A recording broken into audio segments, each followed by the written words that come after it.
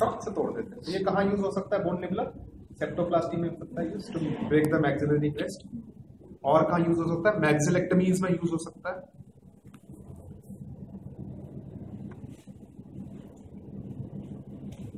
ठीक है। Then it is use to break the posterior canal wall in ear surgery. कौन सी surgery में? Canal wall down mastoid. Canal wall जब है उसने पकड़ा कैनाल वॉल को, फड़ाक से तोड़ दिया। सो कैरिसन्स बोन निबलर।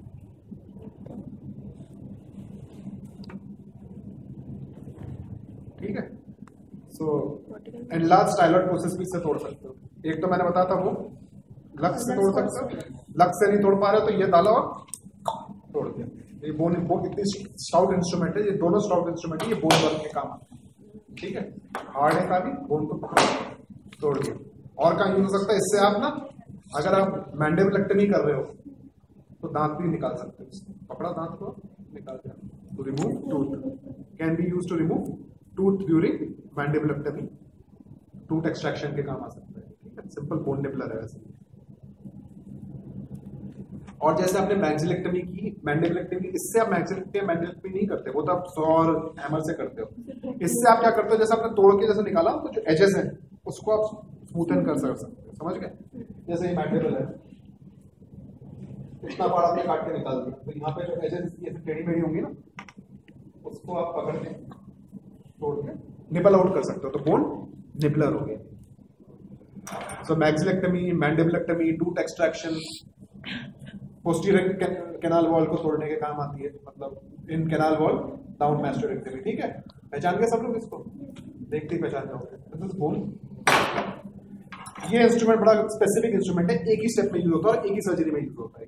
अगर मान लो इंस्ट्रूमेंट उठाने को बोला जाए तो you can pick this up, इसमें ज्यादा ऑप्शन नहीं है, बट यू शुड नो कौन सी सर्जरी में यूज होता है। यह है बैलेंजर सिविल नाइफ। ठीक है। देखो इसका एक हैंडल है, जैसे मैंने इसे पकड़ा हुआ है, यहाँ देखो पकड़ा हुआ है, ये सब बना हुआ है तुम्हारा, तो ये मैंने पकड़ा हुआ है, ये हैंडल है। फिर इसका बेयोनेट शेप वो है, वर्किंग आर्म है। क्यों है bayonet shape? Same reason, nose की सर्जरी में हर चीज बेयोनेट शेप क्यों होती है? इनफैक्ट जो पोस्टीरियर राइनोस्कोपी मिरर है वो भी बेयोनेट शेप क्यों होता है? ताकि आपका हाथ बीच में ना आए। जब आप कर रहे हो ना तो हाथ बीच में नहीं आएगा, मतलब ये ऐसे फिर ऊपर जाके ऐसे चला गया, तो जो मेरा एक्सेस तो सेम है लेकिन पैरेलल एक्सेस ना होंगे। ठीक है। वर्किंग हैंड और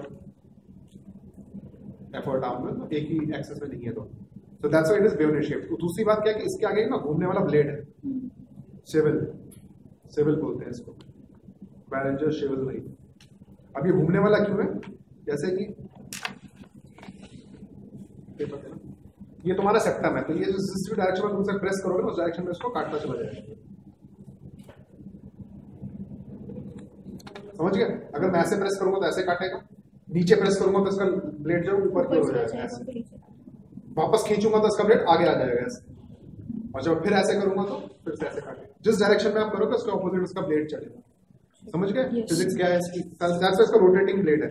ऐसे प्रेस करूंगा तो पीछे होगा, नीचे करूंगा तो ऊपर हो जाएगा, वापस खींचूंगा तो ऐसे हो जाएगा, सीधा लंबाई। तो ये कहाँ यूज होता है? जहां पे हमने कार्टिलेज का पीस निकालना, कौन से ऑपरेशन में निकालते हैं? सब म्यूकस रिसेक्शन। दोनों तरफ सब म्यूकस, मतलब म्यूकस मेम्ब्रेन आपने उठा दी दोनों तरफ से, म्यूकोपेरियोस्टियम उठा दिया, कार्टिलेज एकदम बेयर है आपके सामने, अब उस कार्टिलेज पे आपने इसको लगाया और काट दिया। ठीक है। This is for ASMR. ठीक है। सब म्यूकस रिसेक्शन ऑफ सेप्टम। और ये कहीं यूज नहीं होता है, वहीं यूज होता है, स्पेसिफिक इंस्ट्रूमेंट है नोज का। ठीक है। नोज पे कोई डाउट है किसी को? ये बच गया सबसे इंपॉर्टेंट इंस्ट्रूमेंट। ये क्या है? Freer's double ended perichondrial elevator. Periosteum tough होता है कि पेरिकॉन्ड्रियम टफ होता है? पेरियोस्टियम टफ होता है, तो उसके लिए हमारे पास इतना मोटा इंस्ट्रूमेंट है पेरियोस्टियम के लिए, पैराबूस, जो कान के पेरियोस्टियम। लेकिन ये जो नाक का जो पेरियोस्टियम पेरिकॉन्ड्रियम होता है वो डेलिकेट होता है, तो उसके लिए पतला सा एलिवेटर है। This is Freer's double ended mucoperichondrial elevator. Mucoperichondrial क्यों? क्योंकि नोज की जो लाइनिंग होती है अंदर वो म्यूकस मेम्ब्रेन और पेरिकॉन्ड्रियम की कंबाइंड लाइनिंग होती है, तो म्यूकोपेरिकॉन्ड्रियल पेरिकॉन्ड्रियल एलिवेटर। इससे आप क्या करते हो? एलिवेट करते हो। सेप्टोप्लास्टी में इंसिजन देने के बाद, मतलब फ्रेयर्स या क्लियरेंस इंसिजन देने के बाद जब आप फ्लैप उठाओगे, मतलब कार्टिलेज को निकालना है तो कार्टिलेज दोनों तरफ से फ्री होना चाहिए ना। अगर म्यूकोपेरिकॉन्ड्रियम दोनों तरफ चिपका हुआ है और फिर आपने निकाल दिया कार्टिलेज, तो फिर छेद बन जाएगा, आर पार का परफोरेशन हो जाएगा। तो you have to save those mucoperichondria, that's very important, septoplasty and SMR. तो उसको आप दोनों तरफ से ऐसे करके उठाओगे इससे। तो this is double ended. Double ended क्यों? एक एंड इसका शार्प है और एक एंड इसका ब्लंट है, depending upon the uses. Basically जो ब्लंट वाला एंड है वो पेरिकॉन्ड्रियम में यूज करते हैं, और जो इंफीरियर टनल हम बनाते हैं नीचे, जो यहाँ मैक्सिलरी बोन के ऊपर जो होती है, वो शार्प वाले एंड से करते हैं। तो this can double ended elevator, depending upon situation you can use both the ends. One is sharp, one is blunt, and it is known as Freyer's double ended mucopericondyal elevator. कौन सी surgeries में use होता है? SMR, septoplasty. SMR, septoplasty. और कहाँ use हो सकता है? ये ईयर में यूज हो सकता है, ठीक है। म्यूकोपेरिकॉन्ड्रियम उठाने के बाद you can use it to elevate the posterior canal skin. Posterior canal होती है ना, मतलब जो कैनाल के ऊपर जो स्किन होती है, यू कैन, मतलब ये इसके एंसिलरी यूज है, मेन यूज इसके का है नोज में, but it can be also be used in posterior canal skin में एलिवेट करते हैं, ठीक है। और कहाँ यूज हो सकता है? अच्छा, ये वाला जो एलिवेटर है ना, पेरिऑस्टियल एलिवेटर, पैरापूस जो मैंने बताया था, ईयर में तो मैंने बताया ही था। ये ना कैडवर लक में भी यूज होता है। एक बार आप चीक में इंसिजन देते हो तो आपको मैक्सिला के ऊपर से पेरिऑस्टियम उठाना पड़ता है, तो ये वहां भी यूज हो सकता है। तो उसमें ऐड कर लो कैडवर लक में to elevate the periosteal flap. It can be used. ये मत बोलना it can be used. Main use इसका ईयर में है, but it can be used. ठीक है, तो ये हो गया।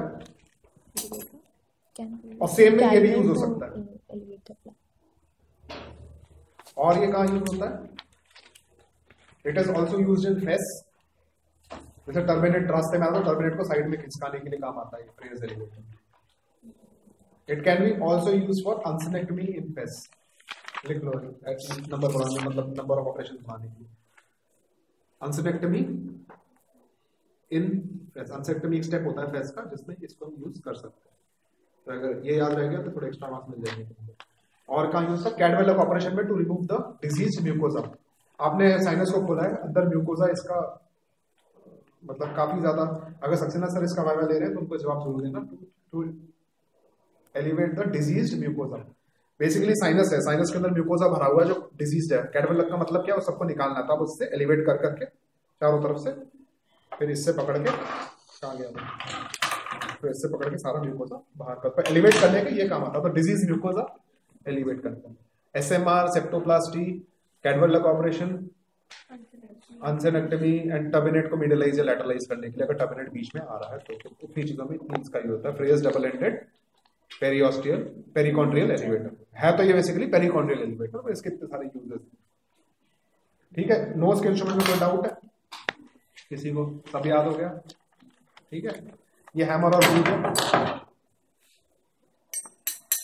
ठीक है, पीछे मैस्टोइड एंट्रम खोल सकते हैं इससे, यहाँ पे मैक्सिलरी को कुछ कर सकते हैं इससे। कहीं भी बोनी ओपनिंग बनानी हो ना गोल सी, तो उसके लिए कूच काम आता है। एक और इंस्ट्रूमेंट है, उसका मैं भूल गया, बताया नहीं तुमको मैंने। एक ये इंस्ट्रूमेंट है, देखो दोनों में डिफरेंस कर लो।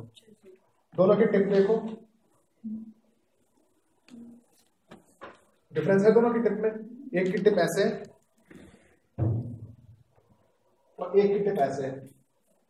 ठीक है, समझ गए? देखो टिप, समझ लो डिफरेंस। किसी को कोई डाउट है टिप में? मतलब ऐसे क्रॉस सेक्शन में देखोगे तो इसकी सी शेप टिप है, ऐसे है टिप इसकी, और इसकी टिप फ्लैट है बिल्कुल। ठीक है, ये जिस भी चीज को काटेगा वो स्ट्रेट निक बनाएगा, और ये जिस चीज को काटेगा उसमें कर्व वो बनाएगा। तो अगर मान लो मैं किसी चीज को ऐसे करके कूद चलाता हूँ, उसके बाद ऐसे करके कूद चलाता हूँ, तो ये क्या होगा? ये सर्कुलर सी ओपनिंग बन जाएगी ऐसे, दोनों डायरेक्शन में चलाऊं। This is to make an opening antrum, antrostomy के लिए, मैक्सिलरी एंट्रम खोलने के लिए। मैस्टोइड एंट्रम में मैक्सिलरी एंट्रम खोलने के काम आता है गूंज। इनफैक्ट इससे हम वो भी निकाल सकते हैं, क्रेस्ट भी निकाल सकते हैं। This is chisel. चिजल क्या होती है? वो जो जिससे आप पत्थर नक्काशी का, हाँ वो प्लेन, जैसे वो चिजल वैसे ये चिजल भाले जैसी है, सिंपल, ऊपर ब्रॉड नीचे नैरो। कर्व सेक्शन है क्या? कर्व सेक्शन होता है, फेसुलर सेक्शन जो होता है, कर्व मैक्सिलरी साइनस सेक्शन जो होता है। नहीं, वो यहाँ नहीं, वो बोल रहा है इसमें शायद भेजा है इसने। क्यों चाहिए उसको? नहीं भेजा उसने, स्ट्रेट भेजे। मैक्सिलरी साइनस वाला नहीं है।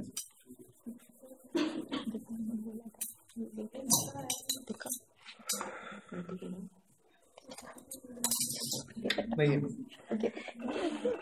ईयर का मैंने तुमको सबसे इंस्ट्रूमेंट, अच्छा इंस्ट्रूमेंट तो बताया नहीं था मैंने तुमको।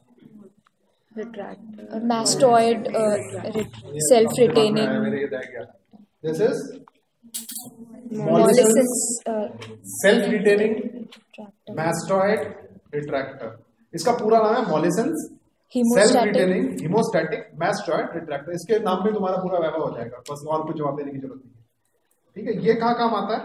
Before elevating the periosteal flap पैरापोर्ट से, इससे हम स्किन के एजेस को पकड़ के रिट्रैक्ट कर सकते हैं। इसका काम क्या है? एक तो ये खोल के रखता है कान को ताकि आप कान के अंदर काम कर सकते हो। सेल्फ रिटेनिंग है तो दोनों हाथ आपके फ्री हैं।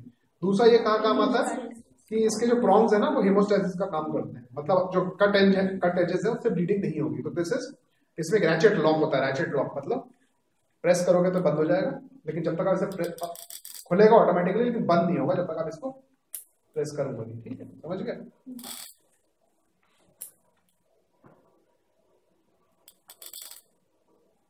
समझ गए? This is self retaining mastoid retractor, Mollison self retaining haemostatic mastoid retractor. ये बना हुआ है तुम्हारे उसमें। ठीक है, ये लॉक किस काम का है? ये इंस्ट्रूमेंट पर क्या कहाँ यूज करते हैं? मास्टॉइड सर्जरी में यूज करते हैं। और कहाँ यूज करते हैं? ये न्यूरो सर्जरी में भी यूज करते हैं, बर्न रोल करने के लिए, स्कैल्प को रिट्रैक्ट करने के लिए।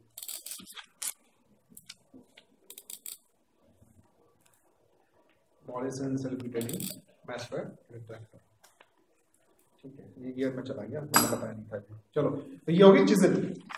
ठीक है, चिजल का काम कहाँ होता है? जहां ओपनिंग नहीं है, जहां हमको बोन को कट करना है। प्लेन चिजल है, भाले जैसी, ऊपर चौड़ी, नीचे स्लेंडर, शार्प कटिंग एज है, जहां भी मारोगे तो कट कर देगी। तो इसका क्या काम है? इसका काम है मैक्सिलेक्टमी में, मैंडिबुलेक्टमी में, जहां जहां बोन को कट करना है वहां इसका काम। सेप्टोप्लास्टी में भी काम आ सकती है, बोनी क्रेस्ट को हटाने के काम आ सकती है। ठीक है, इससे आप पोस्टीरियर कैनाल वॉल को भी चला सकते हो काम में। मेन यूज है मैक्सिलेक्टमी, मैंडिबुलेक्टमी चीजें। ठीक है, दिख रहा है लोगों को? समझ गए?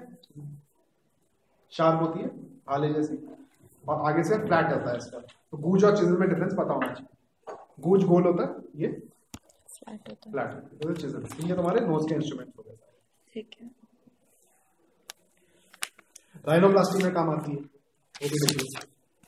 ये ऊपर की नेजल बोन जो होती है ना, ये अगर फ्रैक्चर हो जाए तो टेढ़ी हो जाती है, और अगर उस फ्रैक्चर का ठीक ना करो तो टेढ़ी की टेढ़ी जुड़ जाती है। तो हम क्या करते हैं? चिजल से उन बोनों को फिर से हम रीफ्रैक्चर करते हैं, तोड़ते हैं और फिर उसको नाक को सीधा करते हैं। जैसे ये नाक की दो बोन यहाँ से ऐसे फ्रैक्चर हो गया तो ऐसे हो गई, और ऐसे कैसे जोड़ दी, नाक टेढ़ी की टेढ़ी रह गई। उसके बाद हम क्या करेंगे? चिजल और हैमर लेंगे, पहले नोज को एक्सपोज करेंगे, पूरा स्किन उठाएंगे, उसके बाद उस बोन को, मतलब दोनों साइड की बोन फिर से तोड़ेंगे रीफ्रैक्चर करके। तो राइनोप्लास्टी, मैक्सिलेक्टमी, मैंडिबुलेक्टमी, उन जगहों पे ये यूज हो सकता है। This is chisel, this is hammer. सारे नोज के इंस्ट्रूमेंट हो गए, पहचान जाओगे? कोई डाउट? वहां पे सब मिक्स होंगे, इसलिए बोल रहा हूँ, कंफ्यूज मत होना किसी में, सब ठीक से पहचानने में आने चाहिए। उठाने से पहले 2 मिनट सोचना ये क्या हो सकता है, उसके बाद ही जवाब देना। ये दोनों जो साथ में रखे होंगे, ये गूंज है, ये चिजल है, हैमर हो सकता है। वैसे एग्जाम से पहले अरेंजमेंट तो ये रेजिडेंट ही करेंगे, तो ऐसे रख देंगे कि नोज अलग, मतलब एक ही ग्रुप नोज का होगा, एक थ्रोट का होगा, एक ईयर का होगा, ऐसे कुछ मिक्स नहीं होगा। तो कई चीजें जो कंफ्यूज कर जाते हैं, लंग्स फॉर्सेप्स को कंफ्यूज कर सकते हो, टॉन्सिलोटिस, चिजल को गूंज से कर सकते हो कंफ्यूज। चलो, अब आता हूँ टॉन्सिल। टॉन्सिल तो वही है,